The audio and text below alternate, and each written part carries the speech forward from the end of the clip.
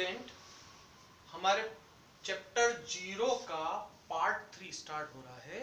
Chapter 0 में part 3 में हमने रिएजेंट पढ़ना स्टार्ट किए थे, जिसमें से हमारे 5 रिएजेंट कंप्लीट हो गए थे और एक कार्बन बढ़ाने के लिए इंटर कन्वर्जन भी हो गया था। अब जो हम रिएजेंट ले रहे हैं वो 6th रिएजेंट है HNO2, जिसको हम नाइट्रस ऑक्साइड कहते हैं। नाइट्रस ऑक्साइड लेबोरेटरी में स्टेबल कंडीशन में नहीं मिलता है, इसलिए हमें NaNO2 और कॉन्सेंट्रेट HCl को मिलाकर बनाया जाता है। तो एक बात इंपॉर्टेंट मार्क करने वाली है कि आप NaNO2 और कॉन्सेंट्रेट HCl और HNO2 को सेम समझे। अगर कहीं पे रिएक्शन पे HNO2 लिखा हुआ आता है या कहीं पे ये लिखा हुआ आता है तो इसका मीनिंग HNO2 पे ही है। HNO2 NH2 पे रिएक्ट करता है, इट्स रिएक्ट ऑन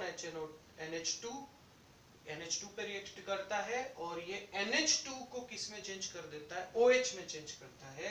तो NH2 को OH में चेंज करता है। तो सबसे इंपॉर्टेंट पार्ट जो हुआ, ये NH2 को OH में चेंज कर देता है।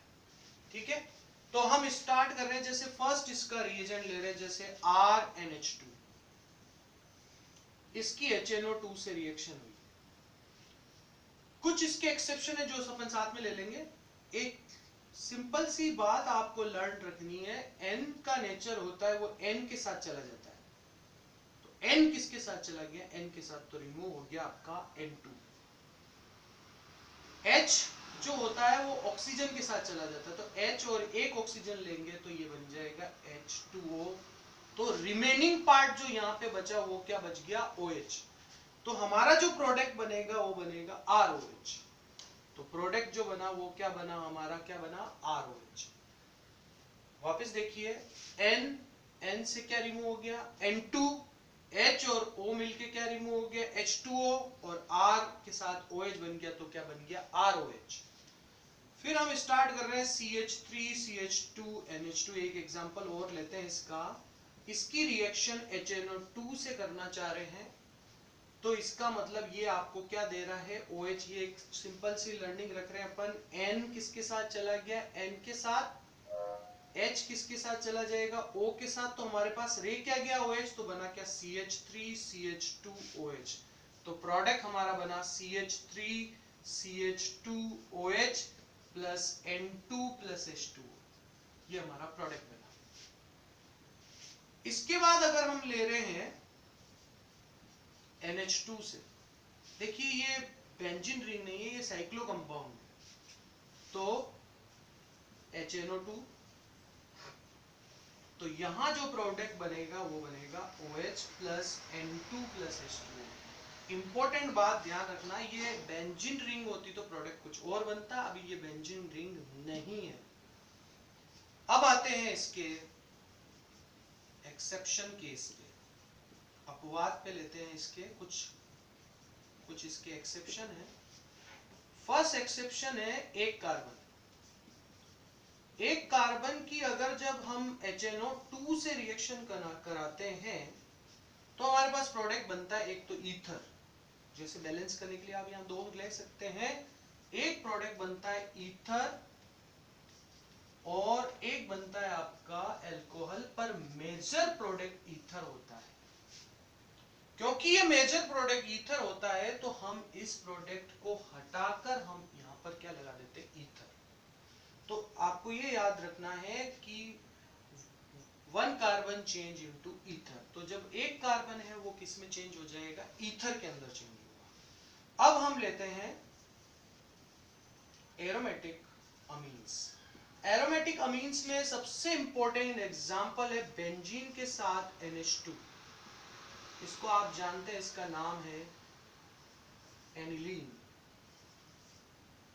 ठीक है, तो ये जो एनिलीन कंपाउंड है इसमें भी आपका एक्सेप्शन है। HNO2 यहां पर एक कंपाउंड बनाता है जिसको हम कहते हैं BDC, बेंजीन N2Cl।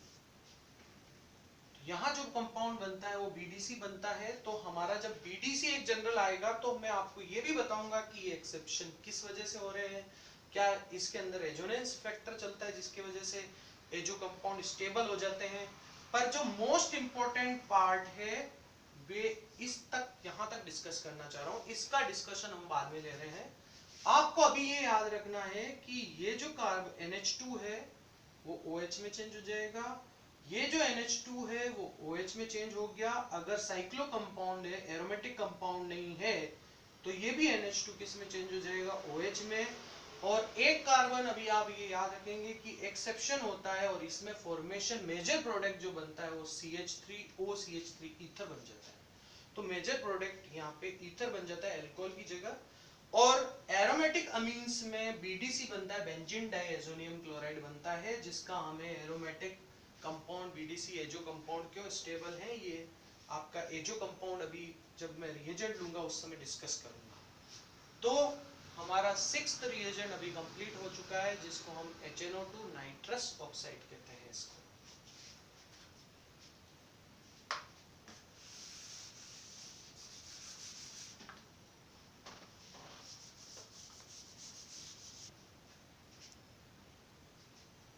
तो नेक्स्ट हमारा 7th नंबर का जो रिएजेंट है, जो नेक्स्ट रिएजेंट है, वो हमारा है सोडा लाइम। सोडा लाइम जो होता है NaOH/CaO को सोडा लाइम कहते हैं। First react on carboxylic acid, carboxylic acid पर अभिक्रिया, रिमूव CO2 मुक्त करता है। क्योंकि ये CO2 को रिमूव करता है, बिकॉज ये CO2 को रिमूव करता है, इसलिए ये जो रिएक्शन है 1 कार्बन डिक्रीज करने के लिए हम इंटर कन्वर्जन लेंगे। तो एक कार्बन को डिक्रीज करने के लिए इंटर कन्वर्जन हमने कल पढ़ा था, एक कार्बन इंक्रीज का इंटर कन्वर्जन, और आज हम पढ़ेंगे decrease to 1 carbon. Use to decrease 1 carbon atom. एक कार्बन कम करने के लिए इसका यूज किया जाता है। इसकी अगर बेसिक रिएक्शन देखें तो ये सोडियम सॉल्ट में चेंज होकर रिएक्शन होती है कि सबसे पहले NaOH रिएक्शन करता है, यहां पे Na आ जाता है, उसके बाद वापस NaOH रिएक्शन करता है कैल्शियम ऑक्साइड की प्रेजेंस में, और ये एल्केन बनते हैं। 1 कार्बन कम वाले एक क्या बन जाते हैं, एल्केन बन जाते हैं। पर हमें इस चीज को ध्यान रखने की जरूरत नहीं, हम इसको इस तरह से पढ़ रहे हैं। जब हम सोडा लाइम लेंगे तो CO2 को रिमूव करेगा। सोडा लाइम NaOH और कैल्शियम ऑक्साइड के मिक्सचर को सोडा लाइम कहते हैं। तो सोडा लाइम क्या होता है, सोडा सोडियम NaOH, लाइम चूना कैल्शियम ऑक्साइड। तो सोडा लाइम के मिक्सचर NaOH और CO के मिक्सचर को हम सोडा लाइम का मिक्सचर कहते हैं। यहाँ पे हमारा क्या पार्ट रिमूव हो जाता है, CO2। तो रिमेनिंग क्या रहा, RH प्लस CO2, यानी कि ये एक कार्बन को डिक्रीज कर देता है। जैसे ये आपका एक कंपाउंड है एसिटिक एसिड, इसकी आप रिएक्शन कर रहे हैं सोडा लाइम से, तो सोडा लाइम केवल आपका ये पार्ट क्या कर देगा, रिमूव कर देगा। तो CH3 और H मिलके क्या बन गया, CH4 और CO2। जैसे हम ले रहे हैं ये ऑक्सैलिक एसिड, 2 एसिड है, ये ऑक्सैलिक एसिड। ऑक्सैलिक एसिड की आप सोडा लाइम से रिएक्शन कर रहे हैं, तो ये CO2 वाला पार्ट भी जाएगा और ये CO2 वाला पार्ट भी जाएगा। तो दोनों CO2 और ये क्या रिमूव हो गया, 2CO2 प्लस H2 रिमूव हो गया। 2CO2 प्लस क्या रिमूव हो गया, H2। तो ये CO2 रिमूव हो जाएगा, CO2 रिमूव हो जाएगा और ये H2 रिमूव हो जाएगा। इस तरह से ये रिएक्शन होगी। तो सोडा लाइम से CO2 रिमूव हो गया। तो किसी भी कंपाउंड में से 1 कार्बन डिक्रीज करने के लिए हम किस रिएजेंट का यूज करते हैं?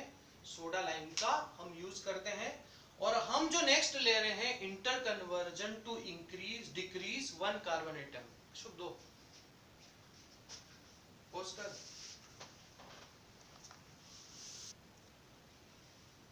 Interconversion to decrease 1 carbon atom, एक कार्बन कम करने के लिए अंत परिवर्तन। तो अंत परिवर्तन ले रहे हैं, एक कार्बन कम करना है। तो एक कार्बन कम करने के लिए अंतर परिवर्तन, देखो कल भी डिस्कशन हुआ था, यहां पे कितने कार्बन है? दिख रहे हैं 2 कार्बन। यहां पे कितने कार्बन है? 1 कार्बन। तो आपको कार्बन कितने कम करने रहे? 1 कार्बन। और जब भी कार्बन कम करना हो तो आप किसको याद करोगे? सोडा लाइम को। किसको याद करेंगे? सोडा लाइम को। सोडा लाइम क्या एसिड पे एल्कोहल पे रिएक्शन करता है? नहीं। तो इससे पूछोगे भैया किस पे रिएक्शन करता है, तो ये किस पे रिएक्शन करता है? ये एसिड पे रिएक्शन करता है, कार्बोक्सिलिक एसिड पे रिएक्शन करता है। तो सोडा लाइम कार्बोक्सिलिक एसिड पे रिएक्शन करता है। फर्स्ट इंपॉर्टेंट बात होगी। तो सोडा लाइम जो होता है वो, यानी इस कंपाउंड को मुझे किस में चेंज करना पड़ेगा? एसिड में। कंपाउंड एल्कोहल को एसिड में चेंज करने के लिए हम इसका करते हैं ऑक्सीडेशन। ऑक्सीडेशन में थोड़ा 2 मिनट में आपको मैं अलग से समझा देता हूं, फिर इसको स्टार्ट करते हैं। ऑक्सीडेशन में क्या होता है? ये जैसे CH2OH है, ये अल्कोहल है। ध्यान से देखिएगा, ये पार्ट कौन सा है? अल्कोहल। जब हमने इसका ऑक्सीडेशन किया तो एक सिंपल से ऑक्सीडेशन की बात करूं तो ये एल्डिहाइड में चेंज हो जाएगा। एक्चुअल में 2 हाइड्रोजन यहां से हट जाएंगे, ऑक्सीजन के वाटर बन जाता है। तो आप ये ध्यान रखेंगे कि एल्कोहल में जो 1 कार्बन है एल्डिहाइड में चेंज होगा। इस तरह का 1 डिग्री का एल्कोहल हुआ तो फिर उसके बाद जब ऑक्सीडेशन होता है वो किस में चेंज हो जाता है? एसिड में चेंज हो जाता है। जैसे हम एग्जांपल ले लेते हैं,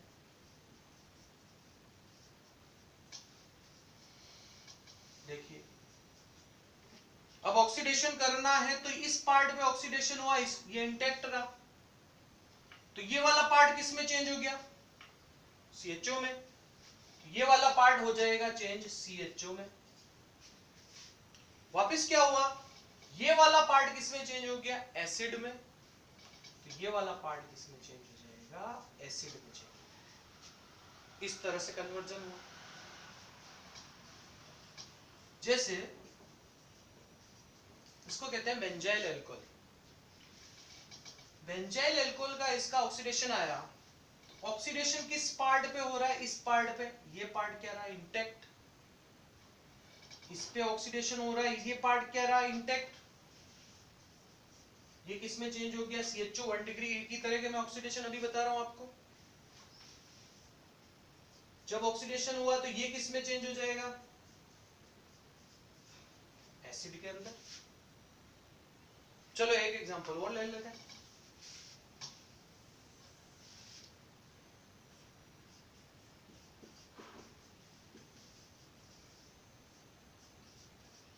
इस तरह का कोई कंपाउंड है, ये इसका आपको क्या करना है? ऑक्सीडेशन। आप ये मैच कर रहे हैं कि CH2OH CH2OH CH2OH, वापस यहां पे क्या है? CH2OH। तो अब आप बताइए CH2OH किस में चेंज होगा ऑक्सीडेशन पे? CHO में। किस में चेंज होगा? CHO में। तो रिमेनिंग पार्ट सेम रहेगा। ये पार्ट किस में चेंज हो गया? CHO में। अब वापस हमने जब इसका ऑक्सीडेशन किया तो ये क्या वाला? ये वाला पार्ट किस में चेंज हो जाएगा? एसिड में।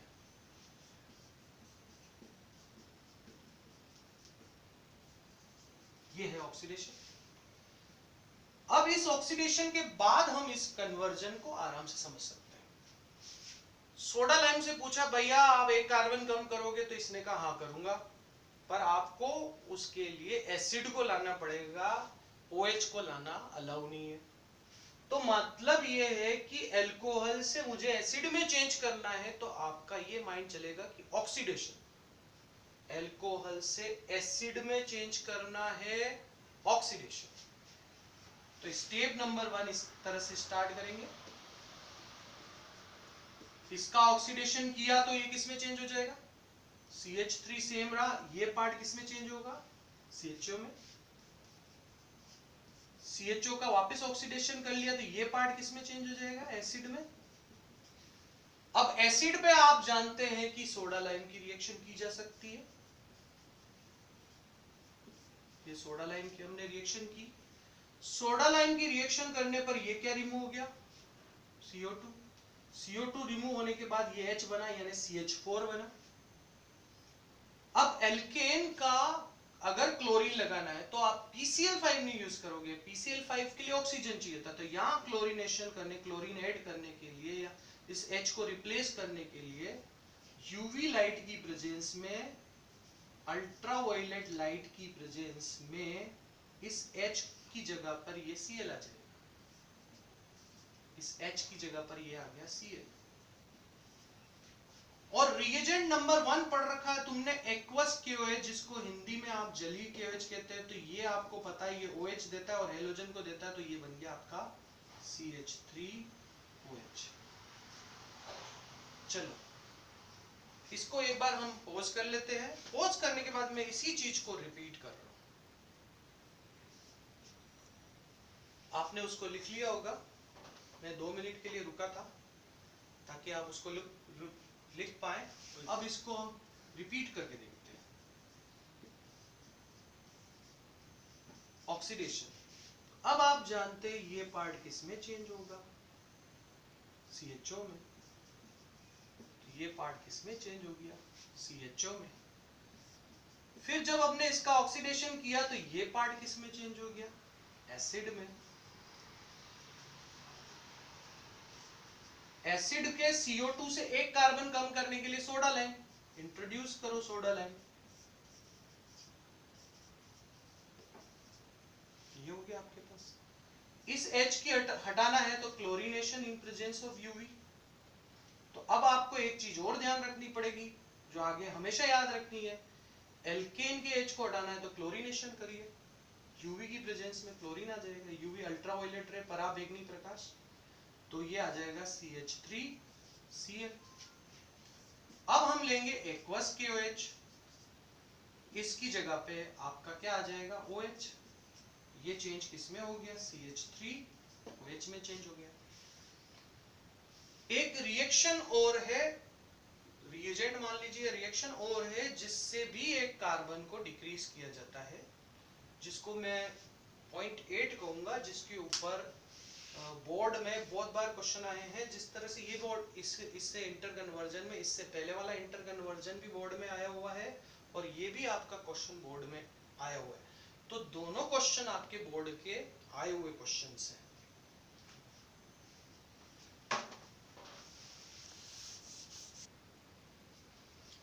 नेक्स्ट अपना रिएजेंट ले रहे हैं Br2+4KOH। जो कल मैं आपके पास वीडियो डालूंगा, जो मैंने रिएजेंट लिए हैं उन्हीं के रिवीजन और उन्हीं के क्वेश्चंस के बारे में होगा। कल ज्यादा डिस्कशन इस पे आगे ना जाकर अपन केवल रिवीजन पे डिस्कशन करेंगे। Br2+4KOH first react on amide, amide CONH2 पे रिएक्शन करता है, एमाइड पर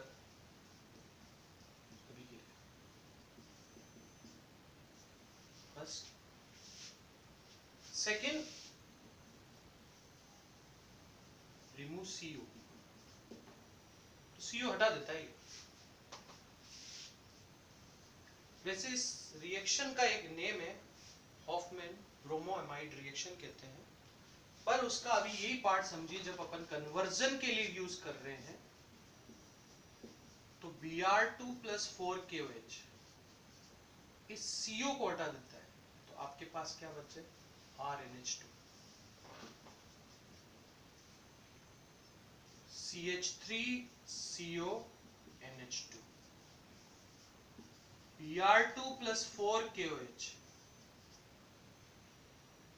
CO हटा देता है तो CH3NH2। CH3 CH2 CONH2 Br2 plus 4 KOH, CO हटा देगा तो बचा क्या, CH3 CH2 NH2। कुछ और भी रिएजेंट होते हैं जो कार्बन को रिड्यूस करते हैं, पर ये दोनों रिएजेंट एनसीईआरटी में और बोर्ड लेवल पे यूज हुए हैं। एनसीईआरटी और बोर्ड लेवल पे यूज है। आप इसको ध्यान से देखना कि यहाँ और यहाँ में क्या चेंज आ रहा है, ये CO हटा दो बस, प्रोडक्ट बन गया। यहाँ से क्या हटा दिया, CO, प्रोडक्ट बन गया।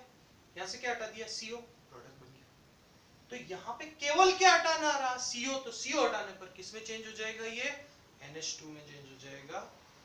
आज हमारा मेन जो इंपॉर्टेंट टॉपिक था वो कार्बन को डिक्रीज करने वाले हमारे डिस्कशन थे। ठीक है, थैंक यू वेरी मच।